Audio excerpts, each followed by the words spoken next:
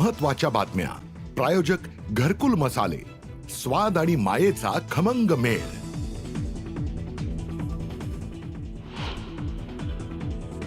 बीड आणि परभणी घटनेच्या निषेधार्थ जनआक्रोश मोर्चा मुंबईत. संतोष देशमुखांच्या कुटुंबाचा सहभाग. आझाद मैदानात मोर्चा धडकला. सगळे सोयरे अध्यादेशाची अंमलबजावणी सरकारनं तातडीनं करावी. मनोज जरांगेंची पुन्हा मागणी. तर अधिसूचना काढायला 1 वर्ष लागतं का? उपोषणाचा सुरू होताच मनोज जरांगेंचा सरकारला सवाल.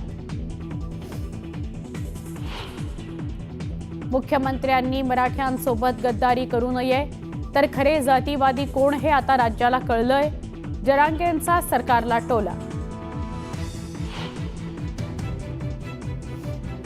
महादेव मुंडे हत्या प्रकरणाचा तपास अधिकारी बदलला. आता अंबेजोगाईचे डीवायएसपी करणार हत्या प्रकरणाचा तपास. न्यूज 18 लोकमतच्या बातमीचा इम्पॅक्ट. उपमुख्यमंत्री एकनाथ शिंदे आज जालना दौऱ्यावर.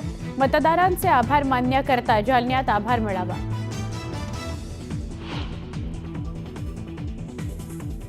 जीपीएस आजाराबाबत अजित पवारांनी घेतली माहिती. सरकार आणि आरोग्य यंत्रणा परिस्थितीवर लक्ष ठेवून उपचारासाठी किती खर्च येतो याबाबत माहिती घेणार असल्याचीही अजितदादांची माहिती.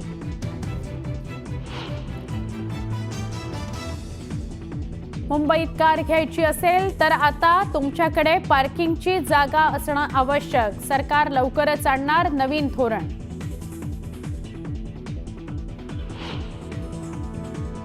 दोन 2008 सालच्या मुंबई हल्ल्यातील दोषी तहव्वूर राणाच्या भारताकडे प्रत्यार्पणाला अमेरिकेतील न्यायालयानं दिली मंजुरी.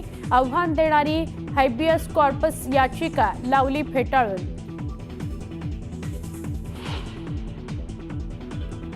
गोरेगावच्या दिंडोशी भागात फर्निचरच्या गोदामाला भीषण आग. शर्थीच्या प्रयत्नानंतर आगीवर नियंत्रण मिळवण्यात यश.